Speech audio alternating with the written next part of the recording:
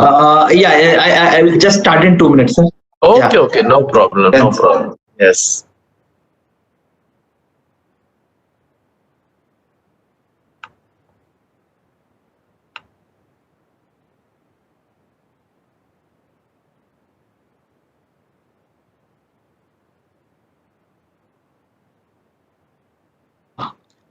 Good evening, all. Welcome to the Web Aspire series, series two. The Today, this webinar is on cardiovascular palpation, the last art, the different aspects of cardiovascular inspection, palpation, how to make a diagnosis at the end of inspection and palpation. And none better than Dr. Ranjan Sethi. Sir, his first webinar series was on cardiac murmurs approach, which he took it in two parts, which was actually well attended by many of you. Dr. Ranjan Sethi currently is a senior cardiologist and head Manipal Heart Foundation, Bangalore. I think without taking much of the time, I'll hand over to sir. Welcome you, sir. Yeah, yeah. Thank you, Sudhakar, and thank you for hosting this, and thank you for making it a wonderful series. And I'm happy to be talking about this topic because this is something which is very close to my heart. And Sudhakar will remember, and many others will remember that. Personally, I think palpation is the most important part of cardiac examination. So when Sudhakar and me discussed that we should do this topic, we thought we will restrict to cardiovascular palpation because palpation also includes pulse and BP and JVP. All these are also part of the general palpation. But let's not stick to that. Let's today stick just to specifically to cardiovascular palpation. So let me just go to this, and all of you know this that. Precordial palpation is very important, and I also want to emphasize that I will be covering both inspection and palpation because you realize they are one, and also we'll try to identify you how do we what are the bigger points. It's very important to understand that there is a bigger picture here and we need to be concentrating on that bigger picture. That means it's not important to find out which position, which place. I'll obviously be re-emphasizing on these facts, but it's also important to see what are we trying to palpate. And one very important thing, I think, which I should tell you right away, what is that what is the most important part of your examination? Obviously, most important part of your examination is to make a final diagnosis. I'm sure there are more very DM, DNB students and some MD medicine students who are attending this, and this is typically meant for them. See, always when you are doing history and when you start examination, it's very important for you to see that everything is correlated to that one aspect. That aspect is actually the diagnosis, and that diagnosis should be internally consistent. That's the key word. I want you all to remember this one keyword, that internal consistency is the keyword. That means you have to make sure whatever you tell and whatever you do should be internally consistent. It should be good and it should match each other. This is something again which I keep telling you, that examiner in examination is very unlikely to fight with you. For example, you say there is a diastolic murmur, they are not going to tell no, we don't find a diastolic murmur, or the murmur is systolic. They are very unlikely to fight with you. They're going to see whether your diagnosis matches your finding. I'm definitely not asking you to manipulate your finding. I'm only telling you at this point to concentrate and understand which of your findings are more important than another, and how do you come to that diagnosis. Now, this is how the heart looks on the chest wall. There is the right heart border is predominantly made by right atrium. You don't typically examine the lateral, the inferior part, and you are going to look at the left heart border. So these are the typical things which you want to see. And the other key point is at the end of your examination, that's at the end of your palpation, you should have a solid hemodynamic diagnosis. That means if it is MS or MR, you should know what it is. You should also know which one of them is more significant. Finally, when you write chronic rheumatic heart disease, severe MR, severe MS, that answer should come from palpation and not from auscultation. So that is something which you should be very familiar, and that is something which you should always concentrate. So any questions, please type it in the chat box. I'll be able to answer. But remember, when you say MR, MS, it has to be picked up at palpation. Auscultation is an extra finding just for you to, I know we had 2 sessions of, extensive discussion about auscultation, especially the cardiac murmur, but that is an extra point. What is extremely important is a hemodynamic diagnosis. That means if there is a lesion, say it is MR, is AR or MS or AS, it should manifest itself hemodynamically. That means you should have solid finding beyond auscultation. That means you should be able to pick it up in pulse, in BP, in JVP, or in the carotids, or in the apex or parasternum. That's why palpation is extremely important, and you cannot miss the palpatory finding. Imagine there is MR and there's a trivial AR. That AR you might auscultate, but if there are no clinical signs of AR and you find only signs of MR, then it's okay to miss a AR, but it's not okay to miss a MR. So this is something which you should understand right away. Now, how do we do that, and how do we go about that? Okay. So, the palpation is, there's a history to this. It's been there for a long time. Egyptian, Indian Hindi movies, you see the, doctor palpating the pulse and diagnosing pregnancy. You also see in, Greek did know a lot about palpation, and precordial examination with bedside palpation was presented by a French physician. As I told you, there is general examination related to heart. We will not be going to that. I want us to concentrate today on just precordial examination and find out how it is. Now, we all know that is inspection, palpation, percussion, auscultation. The last part I will not touch because we did touch it to significant extent. First 2, inspection and palpation, I'm going to club it and discuss because that's how you are supposed to give it. Inspectory palpation together is allowed, and Sudhakar specifically wanted me to touch that. Percussion, if there is time, I might tell some 2 lines about percussion because cardiac percussion is very specific.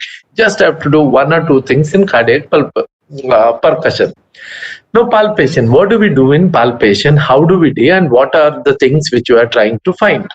Key is to palpate for apex width. There are 2 things which are extremely important. All the chart is very, very extensive. 2 things. When you're going to present a case, if I am your examiner or if anybody is an examiner, they're going to specifically concentrate and look at 2 things. One is apical palpation, and second is parasternal palpation. Now, but when we say these 2 things, it's not just 2 things. When you talk about apex, obviously there are 6 to 7 points which are very important, and these are the points which you should be telling without doubt. Most of the time what we realize that people just stop at those points, like murmur. When we discuss murmur, we are very specific: site, position, radiation, all these aspects you are supposed to understand. And the same is true with apex beat. It's not about apex beat is in 5th intercostal space and you wait for a pause for a dramatic effect and ask your examiner. They will be asking, is it LV, is it RV, lots of such questions. Please avoid all that question.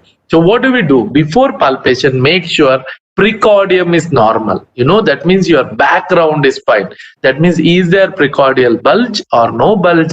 Is chest symmetrical? Is trachea central? This is something which you should do. Make sure, because tomorrow you find apex in 6th instead of 5th or whatever, and that could be because of the alteration in the position of the chest. So that is something which you can't help. So you need to define that first. You need to tell people that the chest is symmetrical and things are fine, or it is not symmetrical. You're saying pexet excavatum or pectus carinatum. So if you define it already, then the abnormal position of the apex, which you can't explain, would actually be because of abnormal chest position. So you need to make sure that you define your background very well. Okay. Now let's come one by one. Let's do it very carefully. what are the areas which we are going to palpate? It's very important to palpate the apex, which is also typically a mitral area. It's also important to palpate the lower parasternum, left parasternum. To me, that's a very important area. That will be typically tricuspid area. It's important to palpate both the sides and infraclavicular area. And one more trick, it's very important to palpate the abdomen, look for pulsation. I'm sure most of you are aware of different pulsation. It's also equally important to palpate the right side. Do not forget right parasternum. Condition like RSOV, the murmur is actually on the right side. Condition like PDA, the murmur is actually on infraclavicular area. So make sure you are palpating all these areas at once. Now, what area do you use to palpate? So general rule is it's important. So this is something which you should understand. The fingertips are used to feel the palpation. Any thrill is best in this area, this area for thrill, and heaves are typically palpated with base. The base of the finger is for thrill. Most of the palpation, including the apex and S2 and S3 palpation, is actually in the finger because it's extremely sensitive area. And base of the hand, where you could either position it like this or position it properly for any heave or any force. Please remember this particular area. Now let's talk about apex. So all of you know the definition of apex. What is apex? It's the lowermost, outermost area of definitive cardiac impulse. Now we need to understand this word. Precordium typically has lots of pulsation. It's not this, but our point is to find out that apex and then define whether apex is produced by LV or RV. Is it because of some force? So it's very important for us to understand. Now let's understand the definition itself, because most of you will definitely know the definition. It is lowermost and outermost, which you can understand. So you come from the xiphisternum, you count down. So it has to be lowermost, it has to be outermost. But what is generally confusing is the word called definitive. Why is it called definitive cardiac motion? That means you have to be very sure it is hard. See, some flickering you see in the lateral part, it need not be the most forceful. That is something which you should understand. It need not be the most forceful event in the precordium. Precordium is the area in front of the heart. It need not be the most forceful, but it has to be lowermost and outermost area of definitive. That means with each heartbeat, you need to get it. That is what definitive means. So please define apex as lowermost and outermost area of definitive cardiac impulse. Now, this could be typically produced by LV or RV. We'll come to that. What's a normal apex? So normal apex is confined to one intercostal space. Typically, it is in fifth intercostal space. And the area is less than an inch. So it is less than 2.5 centimeter, less than an inch. And what is more important is the thrust what you get is less than 1/3 of the systole. That means it's just flickering, touching and going back.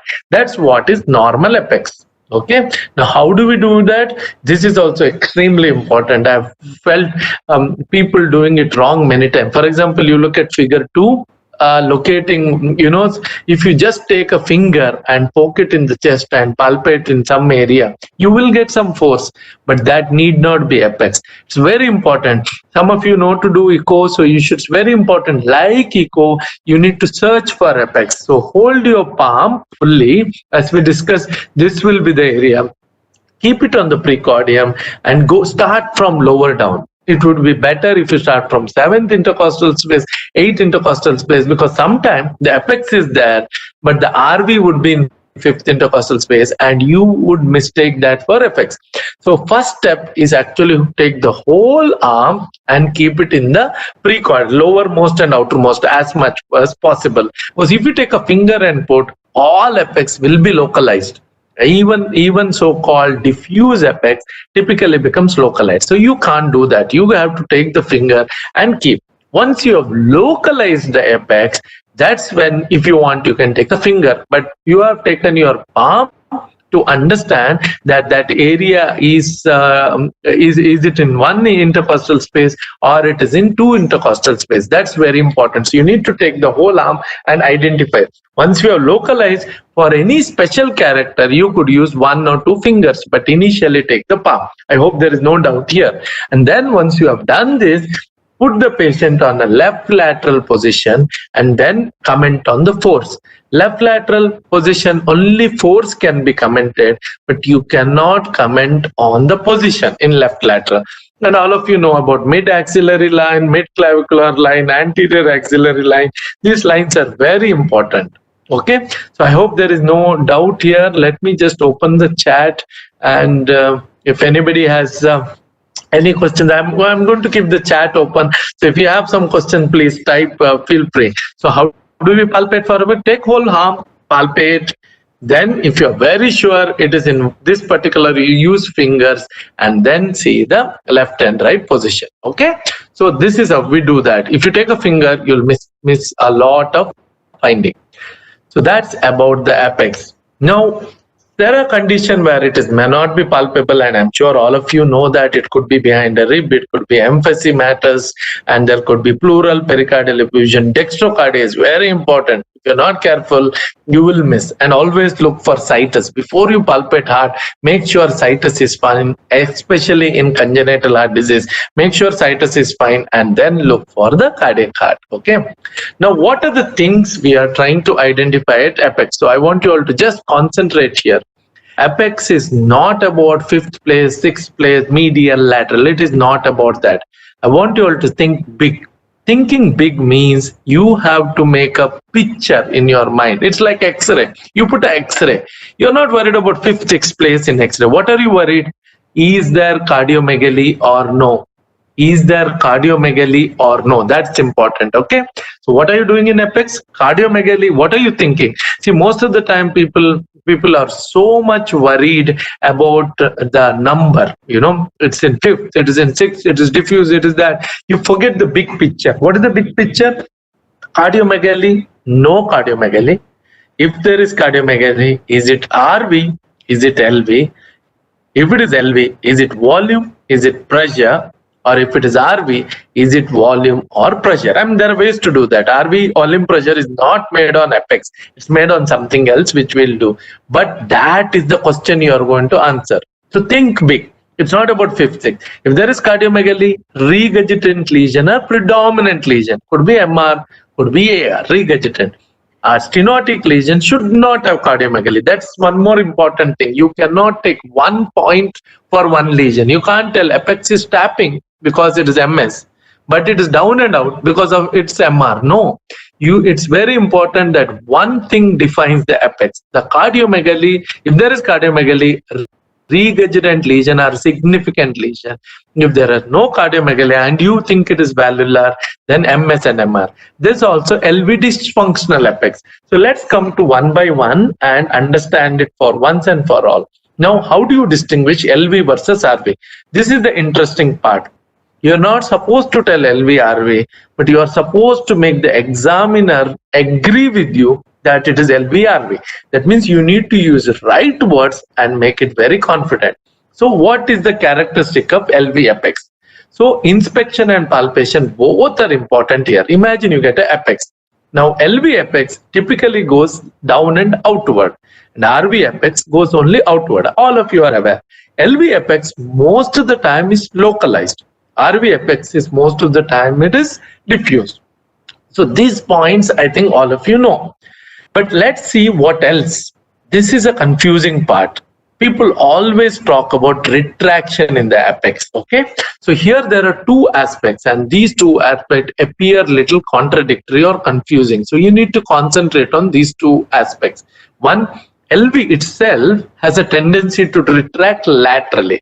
RV itself, because RV is a medial structure, retracts medially. So remember, LV retracts laterally, RV retracts medially.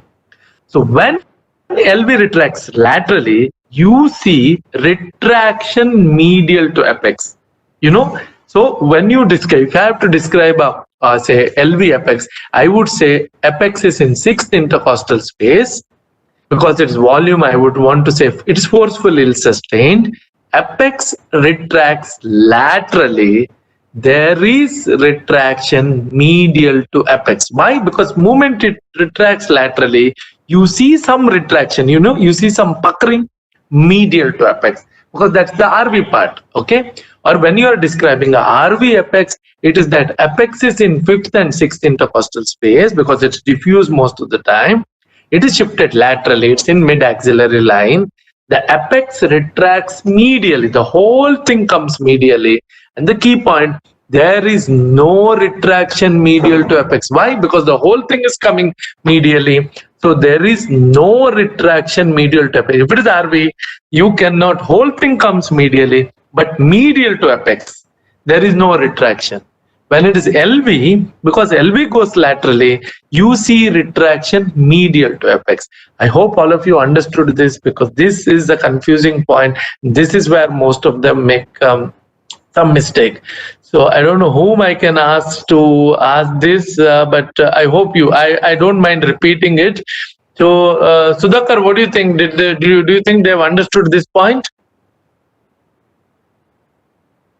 Sudhakar, you're there? Okay, anybody, Ram or somebody, did you understand this point? I will answer these questions later. Okay, so remember that apical, about retraction. All of you know LV is localized typically, except in LV dysfunction. RV almost always is diffuse. Now, how do you distinguish LV, RV? LV has a tendency to retract laterally. When it retracts laterally, medial to apex, in medial, because it's going laterally, you see some retraction. Whereas if it is RV, the whole apex retracts medially, and medial to apex, you don't see any retraction. It's very important for RV. If you are pointing out that apex is actually RV, then you need to say apex retracts medially and no retraction medial to apex. So I hope Dr. Deepa, you have understood this. If needed, when Sudhakar comes back, we'll ask him whether I need to repeat this. Okay? Sir, yeah. Yeah.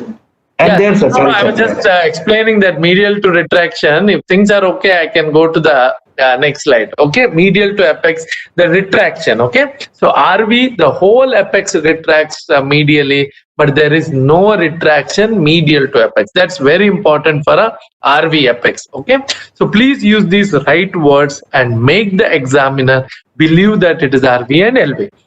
At the end of it, if you want, you could use the word suggestive of RV or suggestive of LV. People don't expect you to use this word, but you could say that, for example, if I'm explaining a volume overloaded LV apex, I would say 5th to 6th intercostal place, localized, forceful, ill sustained. We'll come to that later. Apex retract laterally, and we see a retraction medial to apex, suggestive of LV volume overloaded apex. Something like that makes it very good, because examiners are generally typically not concentrating your whole statement, but they are into this. Okay, now what is the LV dysfunction apex? Okay, let's go step by step. How do you tell in LV apex? Now we have decided that it is LV, or we have decided that it is RV. So how are we describing a LV apex?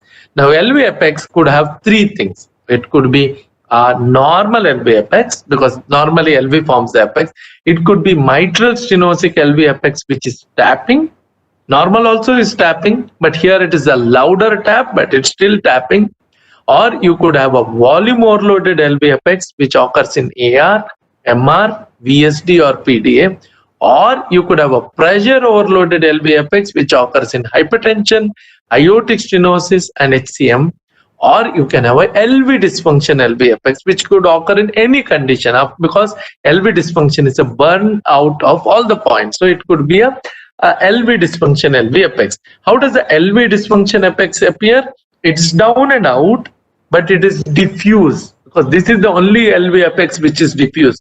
Typically, LV apex is localized unless it is LV dysfunction. And contrary to what you believe, it's actually heaving apex. That means it is forceful, well sustained. So if you have a 6th or 7th intercostal apex, which is in 2 intercostal space, and it is diffuse and heaving, It's actually, it looks like this. It's just pushing it up. That is a typical LV dysfunction apex. Anybody with the EF of less than 30, if you have examined carefully, you will get this apex. So if you get a heave in a dysfunction, it's a bad sign. That means LV is much poorer and you get a diffuse heave. Remember, although it's a weak LV by traditional criteria, because of remodeling, actually the apex becomes a little more dysynchronous, the push is little more, and it's going to hold your hand up. So LV dysfunction apex is actually diffuse down and out, and it is heaving. Now, what happens in mitral stenosis?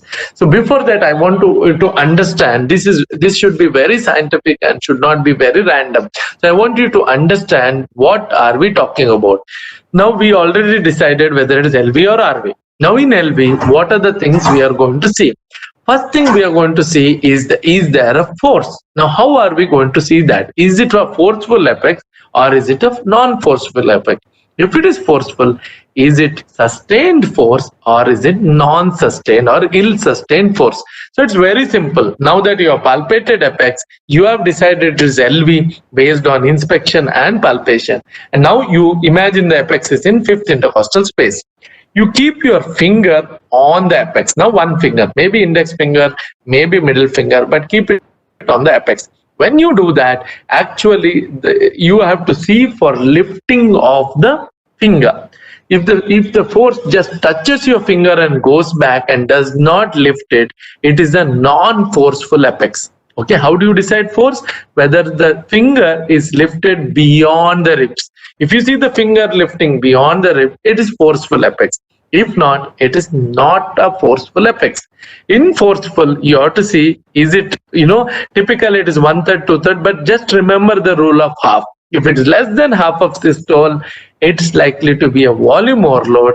If it is more than half of systole, it's likely to be a pressure overload. So let me just repeat, LV-RV is done. I hope there is no confusion there. Now in LV, and it's localized, diffuse, we already discussed. You keep your finger on the chest where you think there is apex. See whether it is just touching and going or it is lifting.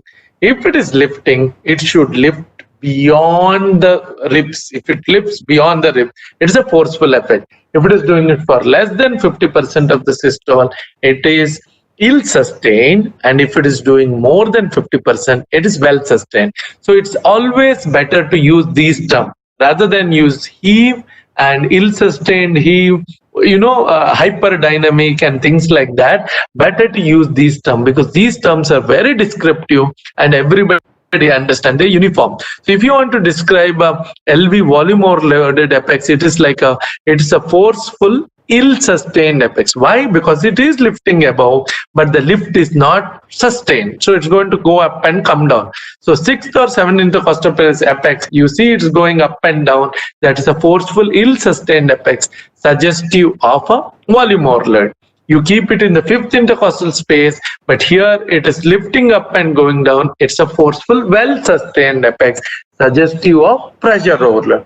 So don't use the term heave or hyperdynamic as much as possible. You could use it later, but beginning, as you describe the apex, use these terms. Use it, make it more described. Now, what is a tapping apex? Tapping apex typically is in mitral stenosis, but normal apex also is tapping, but there is a difference between these two.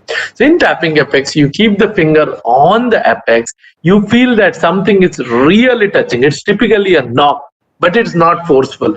Doesn't lift your finger above the it doesn't lift above the ribs. It's not a forceful apex, and it just taps like this. That's a tapping apex.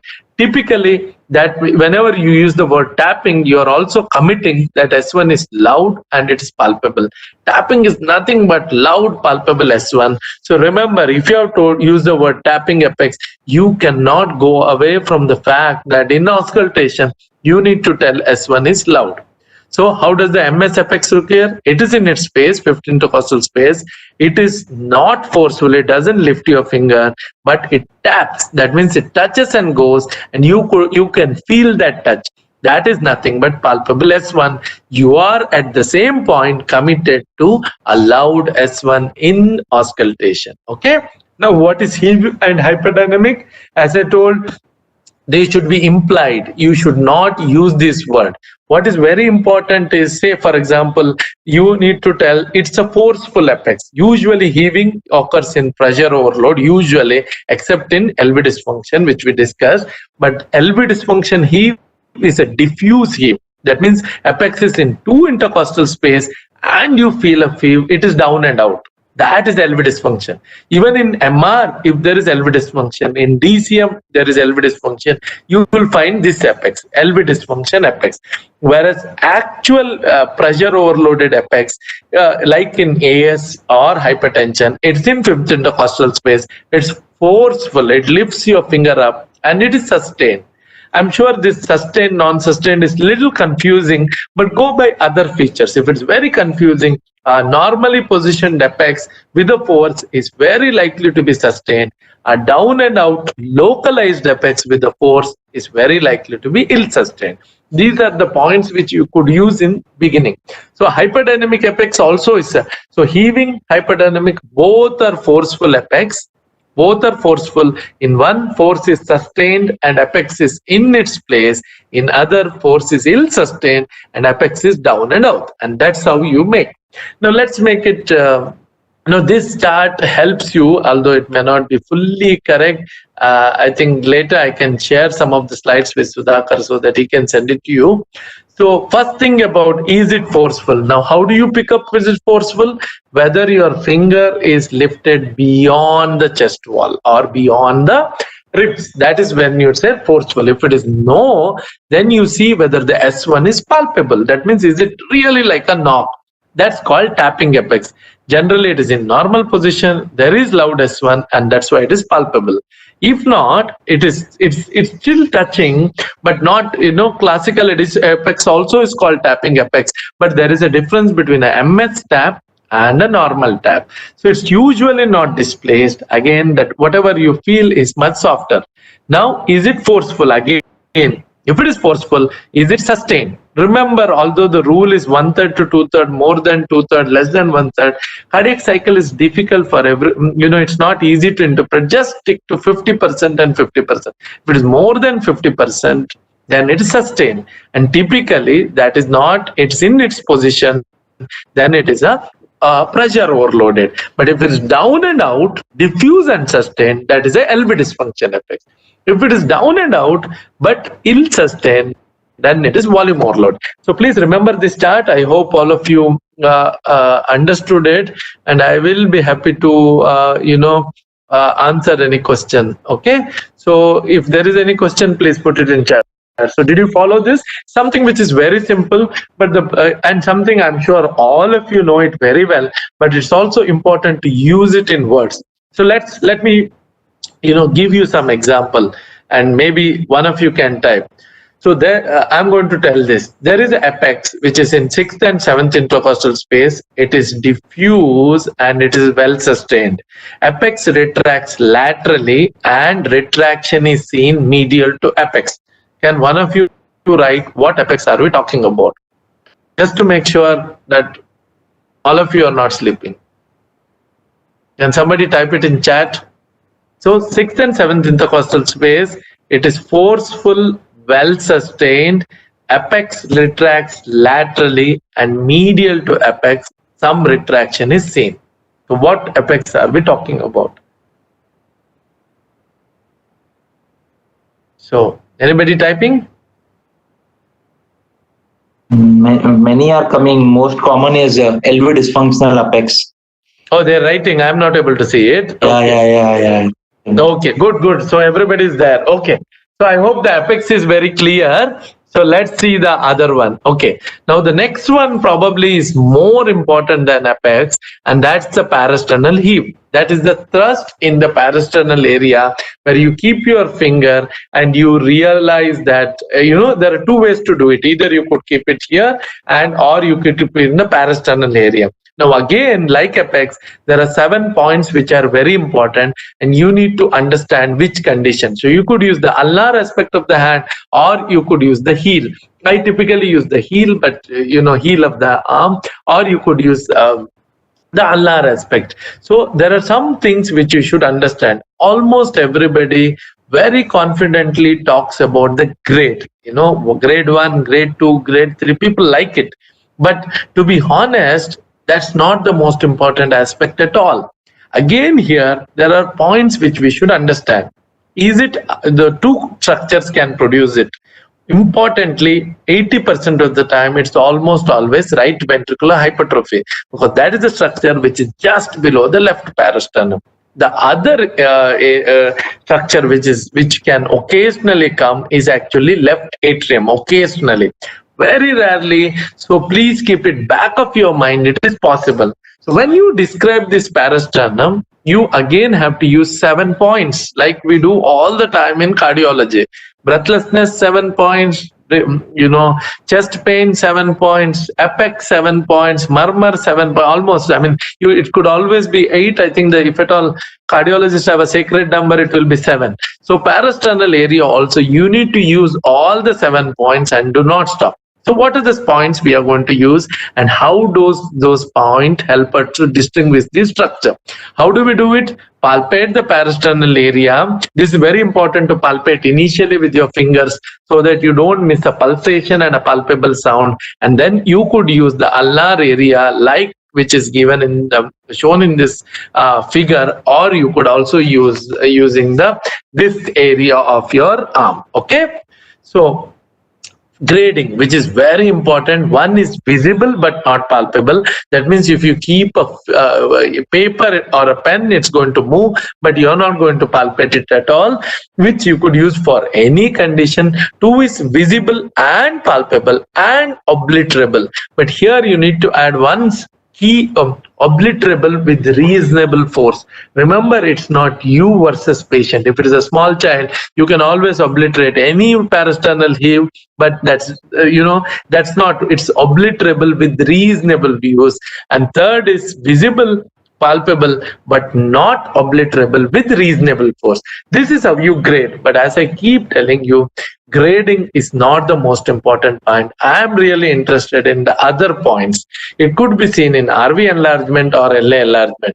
Now, this is something, this could be slightly confusing, but you need to understand this. Now, when you look at parasternum, you are comparing the parasternum with apex. So you need to put your hand on the parasternum, either this way or this way, and feel the apex. Now, you could have a parasternal area again. By which parasternum?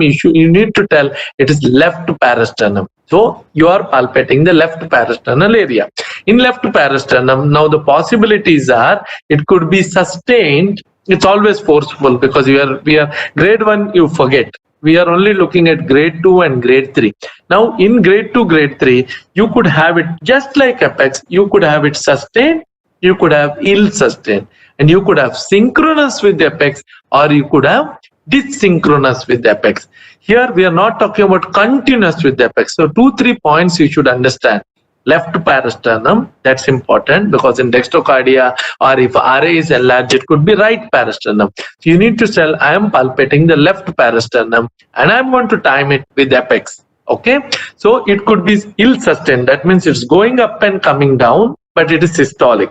Okay, or it could be ill sustained. It's still systolic, but dissynchronous with the apex. Then it could be sustained. Then in which case it's going to be synchronous with the apex all the time. Okay, let's see what happens to this. Okay, so what are all the possibilities? Now imagine left parasternal palpation. Okay, you realize it is grade 2, it is ill sustained, and it is synchronous with the apex. That means it occurs with the apex, but it's grade 2. It's going up and coming down in apex. What are the possibility? That would be moment it is synchronous with the apex, it is RV. So it is RV. Synchronous with the apex, you're using that word to tell that you're looking at RV. So it's synchronous, but it is ill sustained. That means it is RV volume overload. Okay. So if you have a parasternal heave, grade through by through, synchronous with apex, and this one, that is RV, and it is volume overload.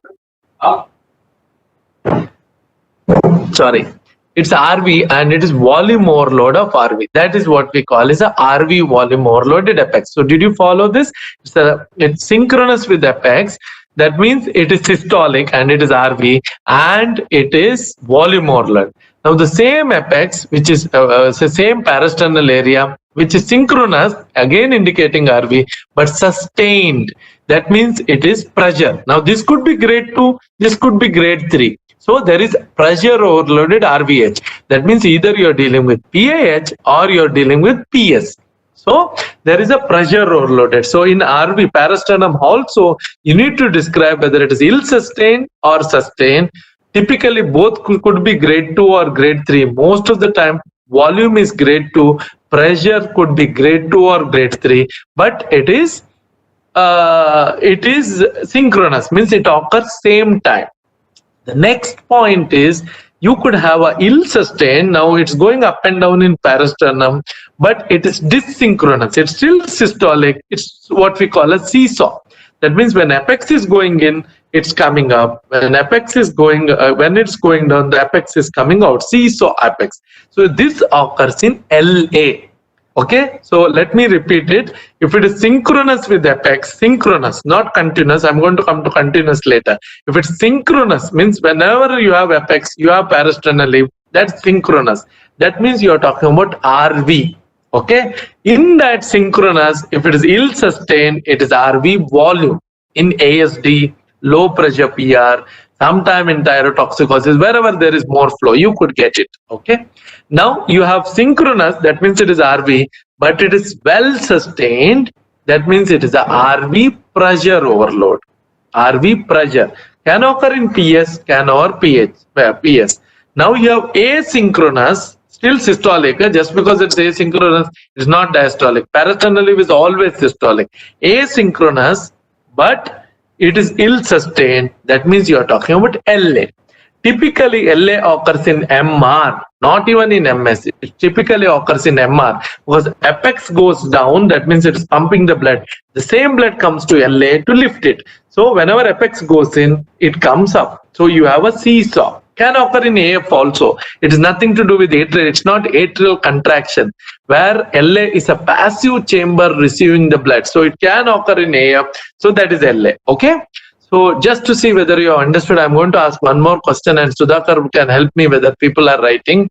I'm going to describe a parasternal heave. Parasternal heave, forceful, grade 3, well sustained, synchronous with apex, but not continuous with apex, and second space sound is palpable.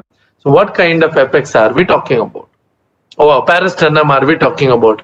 I'm not able to see the chat, Sudhakar, so you will have to tell whether people are. Yes, I'm able to see some of them. Yeah. So I'm happy. I think there are at least, yes, RV pressure overload. Yes, but one of you wrote pulmonary stenosis with a palpable P2. It's likely PH. See the point. It's it's the RV pressure overload, no doubt. But if you have a palpable second out sound and not a thrill, it's likely that you are actually dealing with PH and not PS. Okay, good. Dr. Deepa is answered.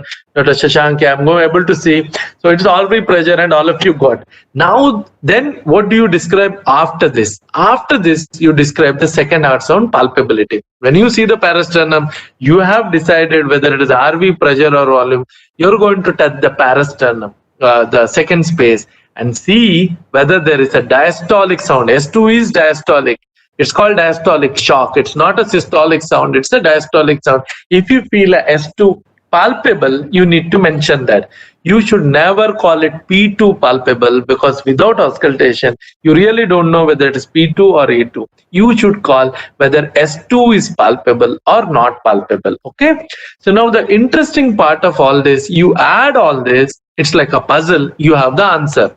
For example, imagine there is a tapping apex and grade 3 sustained parasternal heave. Okay, along with that, a diastolic thrill in apex and a palpable S2. So what's the diagnosis? Can somebody write? Somebody tell me? Yes, I think all of you are very good. You don't need this class. Yes, it is MS with PH. But the point is, this patient could also be having MR and could also be having AR, but you don't need to say that. Okay, at the end of this, what the point we are trying to make is, at end of palpation, take a breath, take a small breath, make your diagnosis. I know there are some of these findings you may not be very confident, but if at all, you will be more confident in your palpation than your auscultation. Always take a breath, make your diagnosis. The case I told you where you think there is a diastolic thrill, there is this one, you have a parasternal leaf, you are almost sure about the diagnosis. So MS is taken for granted. Now you're auscultating apex to find out, is there additional MR, which is possible, is there additional AR, which is also possible. So at end of palpation, you need to have a complete diagnosis. Plus minus auscultation should just add, is there mild, even if there is a MR and if it is a loud murmur, with the findings which I told you, you need to make a diagnosis of severe MS, mild or moderate or whatever MR. You got my point? So that is the importance of palpation.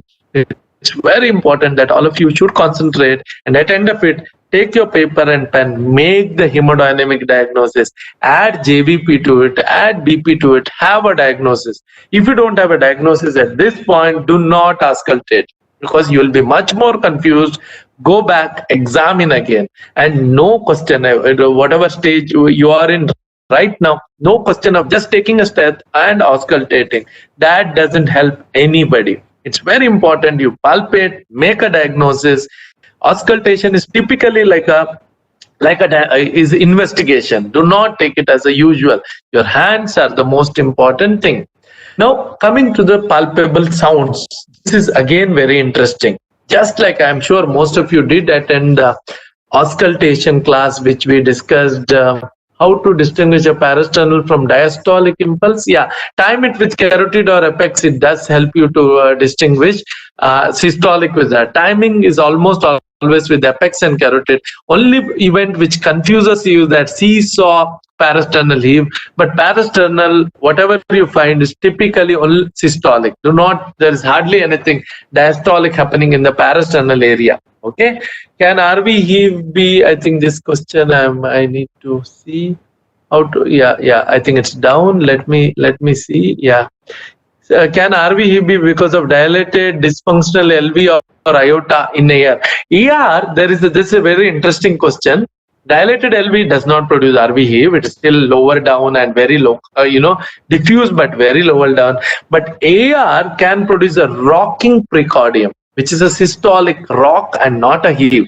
This can be distinguished because it's very generalized, and inspection can tell you that. That's an interesting finding. Sometimes when you have severe AR, you do confuse for a parasternal heave. Observe the patient, examine. Inspection actually tells you that the whole thing is rocking and it's not a very specific parasternal heave. Again, when you say parasternal heave, it should be in third, fourth intercostal place on left side only, and if at all to second, not the whole precordium going up and down. Okay. Can we grade LA parasternal heave like X? You can. Typically, it is grade 2 and not grade 3. It is grade 2 ill-sustained, dysynchronous, asynchronous with apex. That's what is LA parasternal. You can grade. It's not grade 3, it's grade 2, but ill-sustained. So more than grading, sustained, ill-sustained is very important point, and that's what you should be using all the time. Which condition do you have a continuous apex? If you have a parasternum and apex continuous to parasternum and there is no separation between apex and parasternum, that's RV apex. Okay, so there is a patient could have apex made up of LV, which is in 6th, 7th intercostal space. You could have a parasternum and RV4 still 5th intercostal. That's possible. But in such a case, you see apex beating separate and parasternum. They're synchronous, but there is a space in between. There is that, retraction, what you see in between the two structure, where two are, it's like a C which is trying to separate itself. You can see the retraction. That can be beautifully seen in palpation. That's a biventricular rock, if you are asking. Yes, it's correct. But if the apex itself is continuous to parasternum, that is a solid point to say this is a RV apex. Only exception is single ventricle. See, if you have a single ventricle in a congenital heart disease, apex and RV will look same and it becomes very difficult, like in TOF with single ventricle. Other than that, in an adult with two ventricle, if you have apex continuous with RV, then it's the RV which is formed the apex and not LV. Okay. Now let's discuss about palpating the low frequency sound. The key message here is palpation is a multi-step process. We were always discussing auscultation to be multi-step process, but palpation itself is a multi-step process. That means it's not just put your finger and just forget it. So can you just, I think Sai Kiran is asking the sustained parasternal levi. Yes, sustained is where you keep your finger. It's synchronous. It is with apex.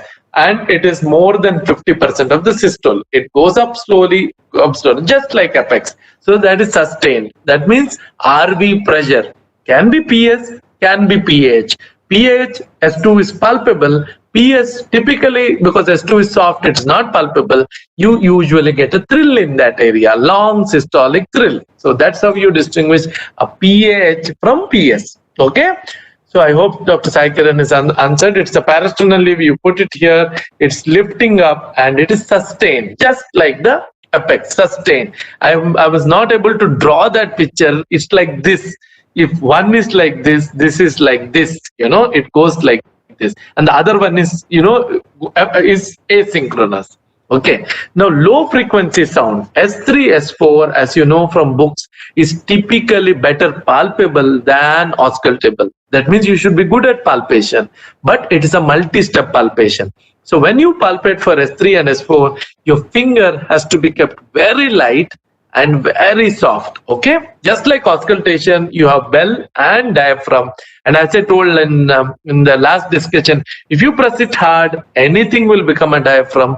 And if you keep it low, anything will become a bell. So here what you do is you keep it very slow. You get S3, S4 and thrills. If you press it hard, you get the force of the apex. So remember the key message, palpation also is a multi-step process. One time you don't get anything. Sometimes, if you press it hard, thrills miss. You don't get thrills at all. I'm sure most of you try it next time. If you have a thrill, press your hand hard. It will disappear. Why? Again, it's the low frequency sound. So if you want to palpate for S3, S4, you have to use your finger, this area, and you need to do it soft. Multi-step. Keep it very little and then press it hard, and then you will get, if there are sounds like S3, 4, you get it. When you press it hard, you get S1, which is tapping apex. You also get at that time the apex, the force of apex. So soft to hard. Anything low frequency like bell, use your finger for palpation very low. So what do you get? You get S3, you get S4, you get pericardial rubs, you also get some diastolic murmurs and most thrills. So keep it very, very delicate. It will disappear just like that. Okay. So remember, so you get RV-S3, S4 is found in, they can also be palpated. Again, you keep your hand, LV-S3, L4. See, look at elderly. Anybody above 65 hypertensive is typically likely to have LV-S4. Try palpating them. Maybe wait till corona is over and then do that. But try palpating them sometime. Just keep your finger very lightly. You will feel some, you will feel some soft things like a sound palpable. And when you press it hard, you only see the force. So almost all pressure overloaded LVH, please look for, by forceful well sustained. Also look for S4. Almost all volume overloaded LVH. If you keep it very delicate, it will be diastolic. Both will be diastolic. You don't get it with the uprise of the apex. You will get it. Sometimes if you carefully see, you see a flicker and then the apex. A flicker and then the apex. That flicker is typically a S4, which you get in a pressure overloaded apex. You will get this if you use the methods properly, S4 and S4. And right ventricular hypertrophy, left parasternal pulsation, heaving, that is forceful, well sustained, could be grade 2 or grade 3. And you can reconfirm by doing the epigastric pulsation. Second space pulsation, very important.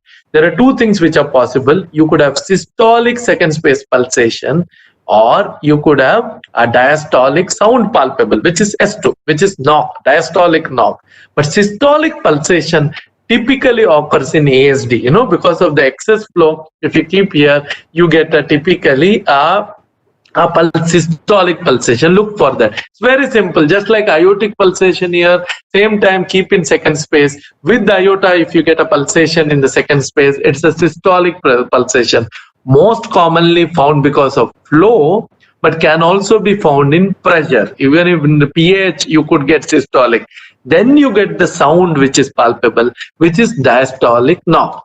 So Dr. Sridhar is asking how to distinguish PAH from PS on palpation. Both will have pressure overloaded RVH, but second space S2 is palpable in PH almost always, whereas in PS you don't palpate S2, you palpate a thrill, because PS almost always has a thrill. So if you get a thrill, long thrill, no palpable sound, it's likely PS, whereas you don't get thrill, but you get a palpation, second sound palpation, it's likely PAH.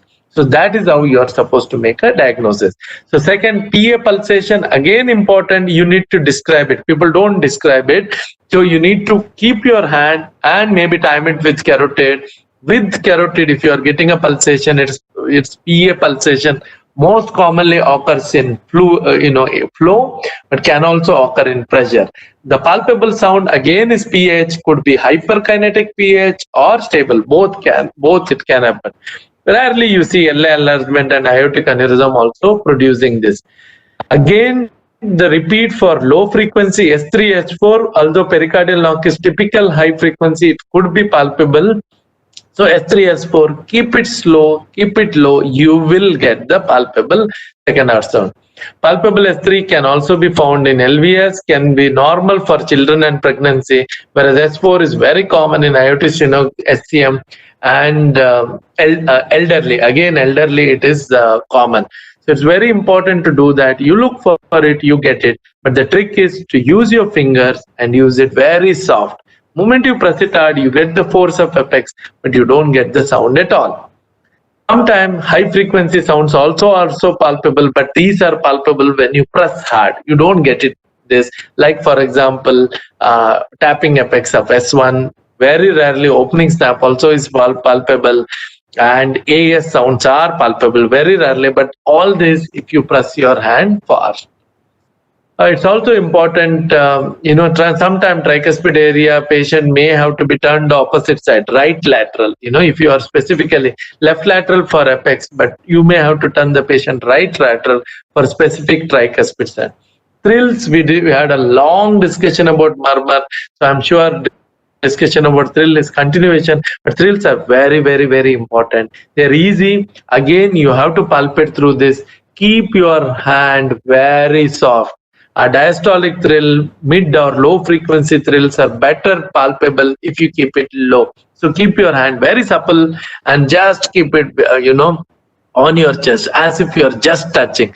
If you press it hard, it will disappear. So thrill palpation is very important. Once you get a thrill, systolic, diastolic, by timing with apex or timing with carotid, that's the first thing.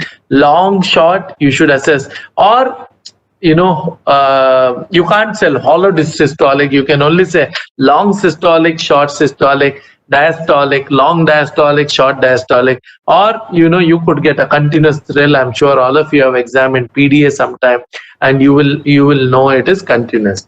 So thrill are equivalent, and you need to this. Sometimes you get a pre-systolic thrill, which is actually a MS. Typically, you could call it long diastolic thrill. That will help. Okay. Apex systolic thrills are really not common, because even in MR, you get a diastolic thrill. MR, the jet is on the opposite direction. MR hardly has. It's one, as we discussed in last class, it's a good single sound. The frequency is very good. It's a high frequency. High frequency things are not palpable. Direction of the flow is opposite from apex. So even in apex, if you get a thrill, it's very likely to be diastolic than systolic. Okay. So typical rule, tricuspid area thrills are predominantly systolic, whereas apex thrills are predominantly diastolic. Okay, so you need to time it. And pulmonary area, again, almost always there still is systolic or continuous. Carotid thrills needs to be seen, and it is very useful. That increases the grade of aortic murmur. And pericardial lump can be more, they're also better palpable, but again soft. Sometimes it's a superficial scratchy sound. Patient like renal failure, you keep the stretch, you pick up this, they're very superficial scratchy. You don't mistake it for anything. Epigastric pulsation is something which you must again examine. It could be RV, it could be aortic, and it could be hepatic. I'm sure all of you know tip is RV, pulp is aorta, and touching lateral, this side is left lobe of liver. All of you know that. You need to describe, and if it is aortic, you are supposed to see, is it conducted or is it expansile? Expansile is aneurysm, conducted is this. Carotid shudder, I think there's a question. Carotid shudder you describe as like a thrill, long systolic or whatever extent found in the carotid. So this is how the epigastric pulsation, if it is cardiac, it is RV, but that is the tip. If it is aortic, it is this. Hepatic, one more thing is the hepatic expansile pulsation, which you have to describe in TS and TR. Usually it is systolic. You are not looking at for that you have to keep one hand behind and one hand up and see that whether it is expansile pulsation. It's not up and down pulsation, it is expansile. The blood flows to liver bulges, and you are feeling that. So in TR it is systolic, in TS it is pre-systolic. You don't call it diastolic, you call it pre-systolic, because it is the atrial boost which is producing that in TS. If it is in sinus rhythm, in TR it occurs because of the systolic, just like this one. With that, I think I'll stop. Okay, mechanism of thrill in AR. Yes, AR thrill is not common at all. But when the AR becomes very severe, from high pitch, it becomes moderate pitch. Slightly the pitch changes, very severe. So mild, moderate, severe, it does not happen. Very severe, there is a moderate pitch component that could give a diastolic thrill, but it is not common. Renal artery palpation, yes, I think it's possible, but the thrills, if at all, are more palpable, and that is what is more important. I hope we have answered all these questions. Slide not visible, I hope now it is visible. Yeah, maximum impulse from true apex. Yeah, see, it's not maximum impulse, it's actually definite impulse. Okay, so if you have a down and out, even if it is not very forceful, that is the apex. Because sometimes RV is maximum, parasternum is maximum, and it could be pressure overloaded. Whereas the apex itself need not be pressure overloaded. So it is definite. Definite means with each cardiac cycle it should be present. That's what we call as definite. Okay. Any other question or any doubt? Do we get hepatic pulsations in aortic regurgitation? You can get a systolic hepatic pulsation, actually, not diastolic, but that is that whatever named sign you have, it's part of that. It's like pulsation everywhere. You get liver, you get spleen, you get lighthouse, you get head nodding. Similarly, you can get a hepatic pulsation. What is the name, Sudhakar, for that sign? I think it's Gerhardt, and that other one is Rosenbacher. Yes, sir. Yes. I'm not good in names, so generally I don't try. But yes, you can get all the pulsation.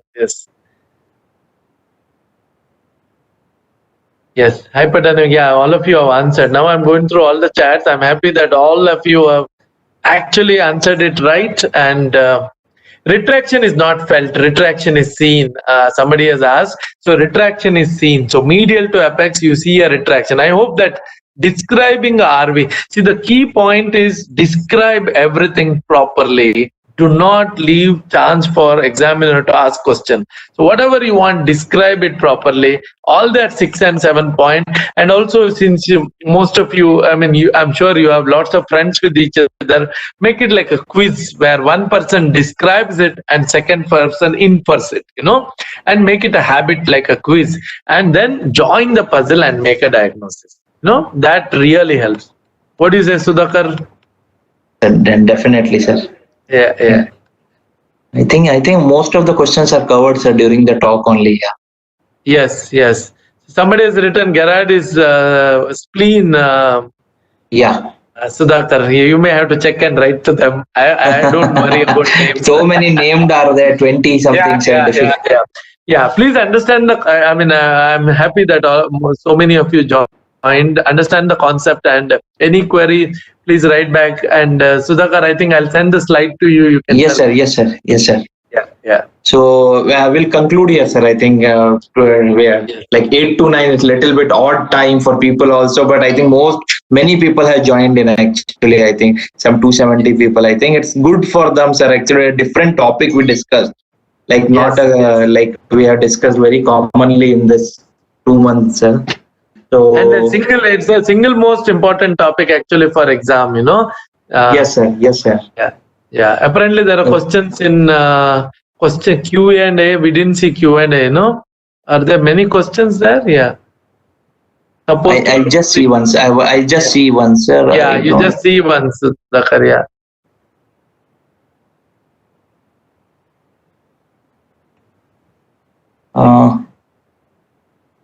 Same thing, I think, no, Sudhakar? Whatever. I think same, almost all of them are almost I think same. people must have typed both the places. Yes. Okay. Yes, sir. I think we'll conclude here, sir. Yeah, Sudhakar. Thank you. Thanks a lot. Yes, sir. I'll so is there Deep? Yeah, sorry. ये कहाँ गया? Mahendra, we'll conclude here.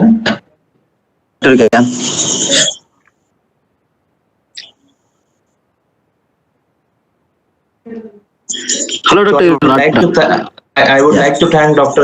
Ranjan Sethi, sir, for giving such a beautiful explanation to such a important talk. We would like to hear more from you, sir, in future. I think more important topics we will cover maybe next. Sure, Sudhakar. Anytime.